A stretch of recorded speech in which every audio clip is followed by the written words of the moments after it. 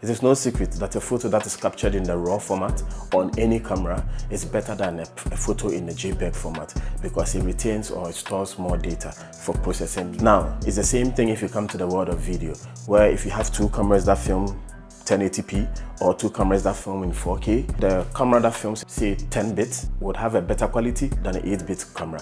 It's the same thing with a 16-bit camera. 16-bit cinema cameras film better video than the 10-bit, and the 10-bit films better than the 8-bit cameras. But that is not why we are here today. We are going into the world of sound. We have a 12-bit sound, we have a 24-bit sound, and we have a 32-bit float sound. Where the 32-bit float sound has a much better quality because it retains more information in the file when you are processing it in the software later on. What if I told you this microphone records in 32-bit float, it's budget friendly, it records in WAV, not MP3, because as we know, JPEG and RAW, WAV is better than MP3. So at the end of it all, you have a 32-bit WAV RAW sound.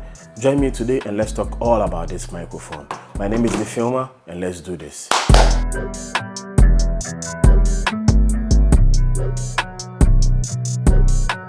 So, as I mentioned earlier in the intro, this is the Zoom MicTrak 3. It's a shotgun microphone and it records in a super cardioid pattern. The 32-bit float Zoom MicTrak 3. As you can see over here, it has the name down here and it has the zoom over here. And this is a shotgun microphone. Likely every time they call something a shotgun microphone, it means that it picks sound from where this side of the microphone points.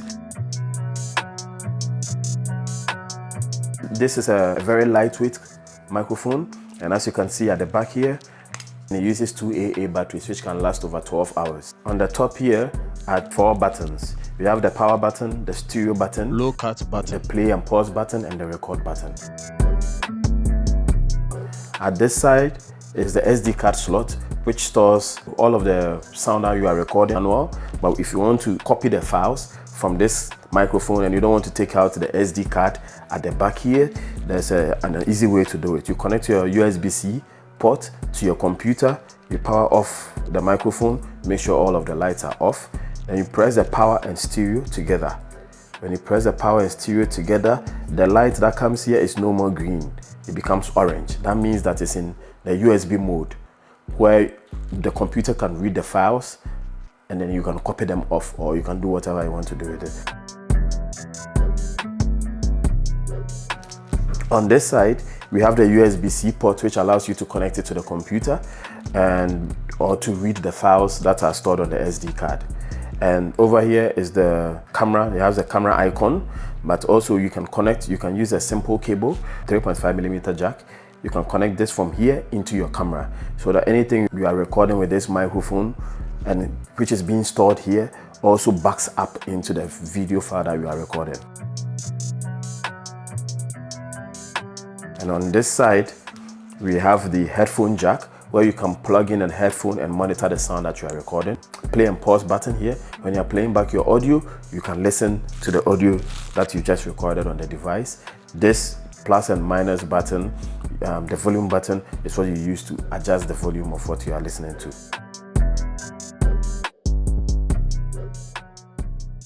So I use it in 2 formats as I mentioned. Sometimes because here has a cold shoe mount, I usually mount it on top of it and then I slide it onto my camera to record the sound in the shotgun mode. And also you can use it as a boom mic for those who want to use it for film scenes and documentary scenes. You would rather use this mount that I bought where the microphone slots in. There are some tie bands here that holds the microphone. So you slot it in, and when you slot it in like that, you connect your fish pole here. Fish pole is basically what the sound men hold, that long pole that they hold like that to capture the sound. So if you put it here, you can boom it over the person. So assuming I'm recording myself now, it will be above my head this way and pointed to my mouth, and that records better sound. So if you want to use it for film where you can't put lapel microphones like these or microphones to the person who is acting, it's best to boom your microphone, and this shotgun microphone with this mount fixed on a fish pole, a long fish pole, will be good for you.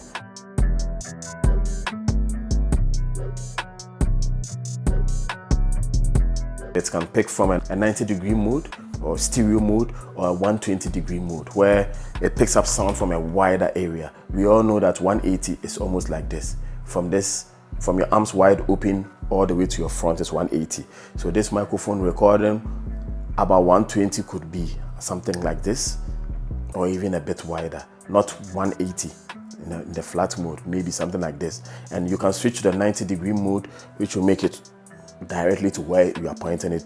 And the good thing about recording in 120 mode, which I think is a very good feature of this microphone, is the fact that when you put it in the sound processing software, you can pan the audio to listen to only something on the far right, or to pan it to the far left, or pan it to only the front. So it gives you something like this, like a spatial sound.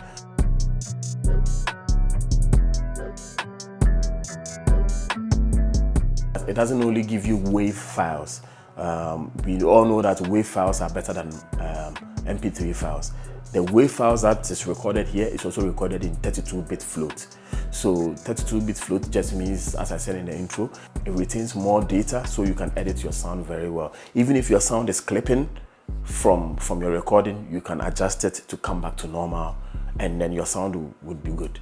Unlike 24-bit float and 16-bit float, where your audio, if it's clipped, you can't do much about. The wave files are also raw. That's one thing I love about it, that you have wave raw files. That gives you a lot of room to edit your sound to get it how you want it to sound like. If you made it this far, I know that you're enjoying the video and you learned a lot. And you want more videos like this, give me a thumbs up. Hit the thumbs up button, or add a comment in the comment section below, or just subscribe so you don't miss any videos like these. And catch me in the next video with another tip and trick or unboxing video. Talk to you soon.